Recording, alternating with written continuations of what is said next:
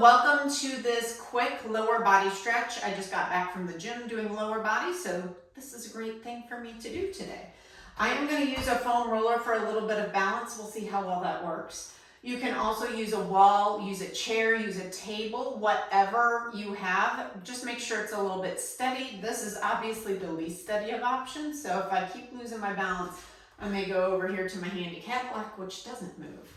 So we're going to start off with a hip flexor stretch. Now the big thing with this is that you want to find that slight tuck of the tail, so that 12 o'clock position, and that's just going to stabilize your back and concentrate the stretch in the front of the leg. So the other thing that you can do is if you're very tight through your hip flexors, you can always choose to place a towel around the top of your foot and grab the ends so that you can hold that stretch. And then the other piece is no knee out to the side, no chicken legs here. So I'm going to show you from this direction. I'm going to find that little tuck of the tail. I ground through my right foot. Again, all my nice little alignment positions. And then I'm going to pull my heel in towards my bum. And I'm just going to sit here and breathe. Now I am feeling, we'll see if I can balance. That might be a bit dicey. I'm feeling this stretch through the front of my quad here. So again, we're getting that nice and open. And you just sit here and breathe. Conventional wisdom, you want to go about 30 seconds, balance in each stretch to really get those muscle fibers to release and to make any changes in the muscle length. So I'm just going to continue to breathe. We all know counting is not necessarily my strong suit. We're going to say that's about 30 seconds. We're going to do all the stretches on one side and then we'll go to the other side. So next, what I would like to do is go into a little bit more of a hip flexor stretch. So I'm going to bring one leg forward and bring that other leg back. Again, tucking the tail under. And now because the knee is more straight, we're concentrating on that stretch more in the psoas muscle, aka hip flexor. So, and one thing you want to make sure is don't let your knee come ahead of your toe. You want to keep it stacked over your ankle. If you want to deepen that stretch, your arm can come up overhead and then arc to the side. So I'll give a little side pivot here so you can see that a little bit better. So again, you're arcing up and over to the side. I am using the foam roller like crazy for balance. Again, this isn't about the balance. This is about the stretch. And again, holding that for about 30 seconds. Just breathing in and out. And one more here. Good, bring your hand down and then step your foot forward. Going next into a little bit of a glute stretch. So we're gonna get, it's not necessarily glute, it's more piriformis. So this is called a figure 4 stretch. Now, make sure you're holding on to something pretty stable. In fact, I'm going to let my foam roller go and I'm going to come over here and hold on.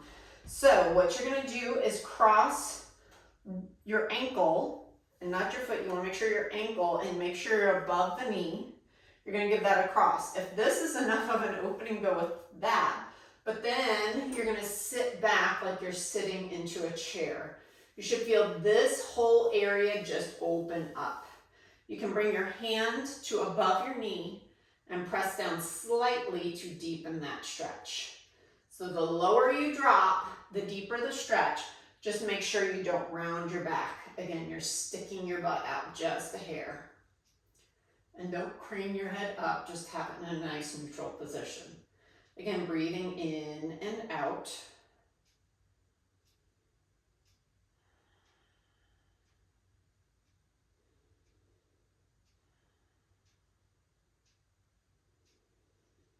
And you can always feel free. If this stretch does not feel good, I'll show you at the very end a modification that you can do as well. Nice, then come back up to standing.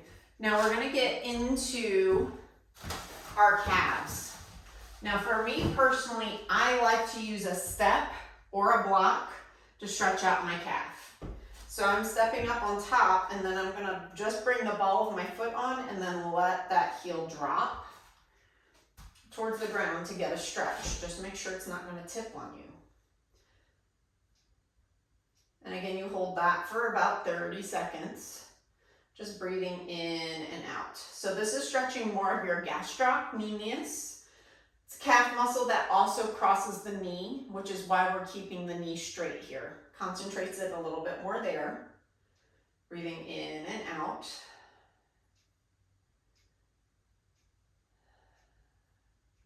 Good, now I'm gonna add a little micro bend of this knee. Now I'm getting a little more concentration in the soleus portion of the calf. That's the piece that does not cross the knee. So by bending the knee, we take the gastroc out of it a little bit. So again, breathing in and out.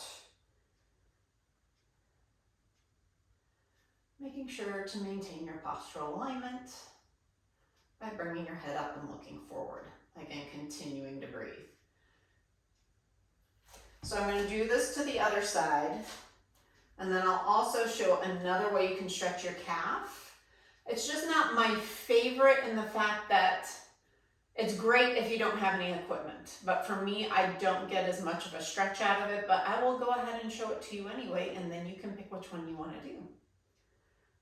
So again, breathing in and out, going for roughly a 30-second hold. My head top is growing tall. And I'm just breathing and letting the heel drop.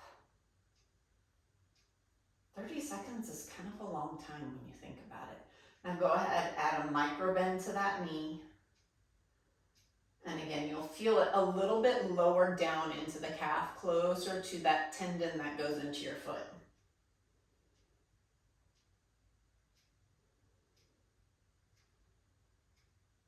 Couple more breaths here. Good, and then you can step out of that. So I'm gonna move this block out of the way. I'm still gonna use this.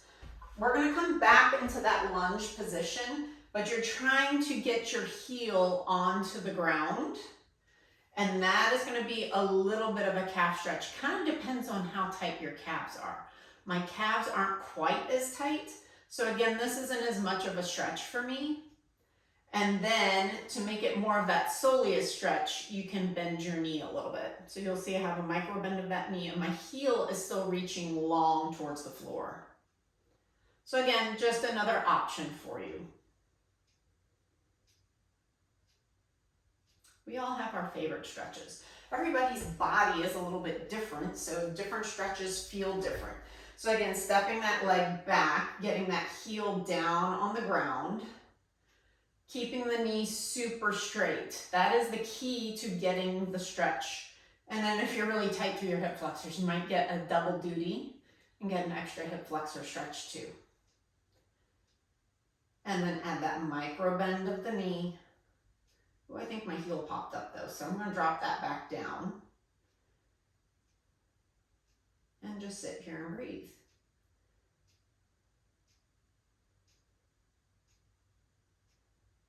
Good, and then step out of that. So one of the other big, so we've gotten the front of the thigh, and we've gotten the hip flexor, we've gotten calves, and hamstrings are next. So again, I'm gonna use this. Now the key portion of this is not to round your back. Everybody thinks it's how far I go down. That is not what this is about. Stick that heel up, bend this back knee, stick your butt out, and then hinge forward.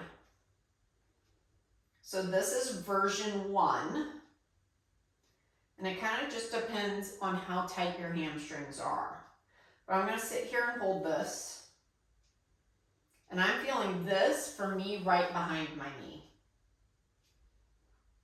And again, breathing in and out.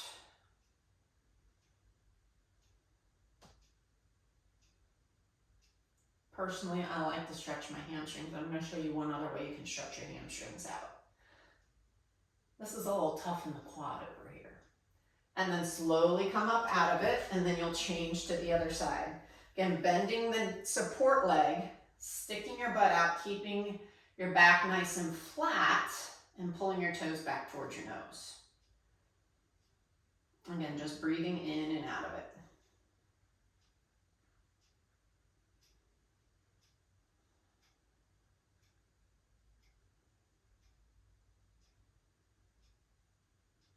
Good, and my quad's shaking.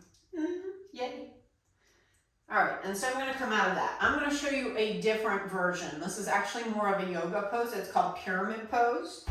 So you can have your hands still on the roller. This time both legs are gonna be straight, but your back foot is kicked out a little bit, and rather it's kicked out from your hip. You'll do that same hinging forward though to come down. Again, sticking your butt out, making your back nice and flat.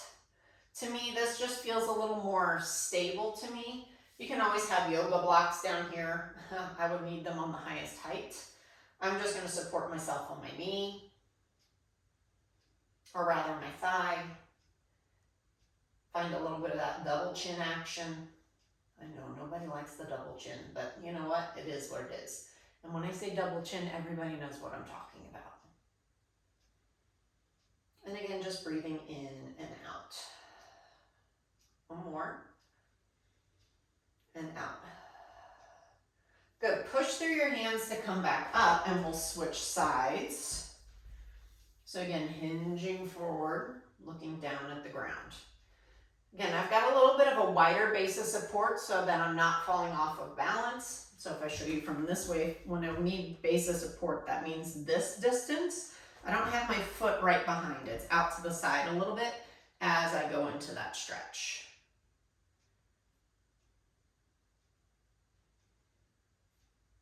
And I just made a little adjustment there. My pelvis was kind of turned this direction, so I pulled it back, and that deepened the stretch. And just one more breath.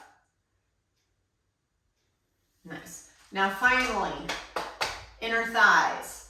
Again, you can go a couple of different ways with this. We're going to come into more of a horse stance. So you're coming into a wide base of support. Your knees are going to bend, and they're trying to track over your big and second toe. Now I've got tight hips. It's not exactly going to get that way. Now I'm going to push through my hands to open up, and then you can drop it down. I'm feeling a deep stretch right through this groin area and into the adductors. And you can even, if you've got enough range, you can come down onto your elbows. And you can do a little shimmy from side to side. Ooh, those are tight, tight, tight. So again, just breathing in and out.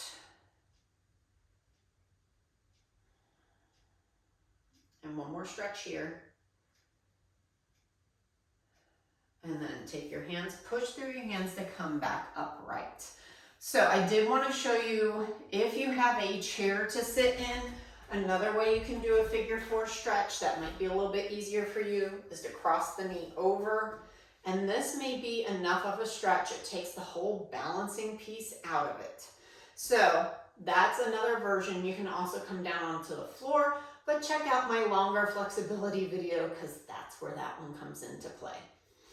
So hope you enjoyed this quick little, we got all the major lower body parts, stretch that you can use after a run. Prior to a run is even better. Or if you're just going out on the golf course, came back from the golf course, whatever activity you're doing, or you just feel tight. Feel free to jump into the stretch, hit it on repeat, do it as many times as you need. And here at Anchor Pilates, I believe in using Pilates to empower you through strength, balance, and posture so that you can anchor to life. Take care.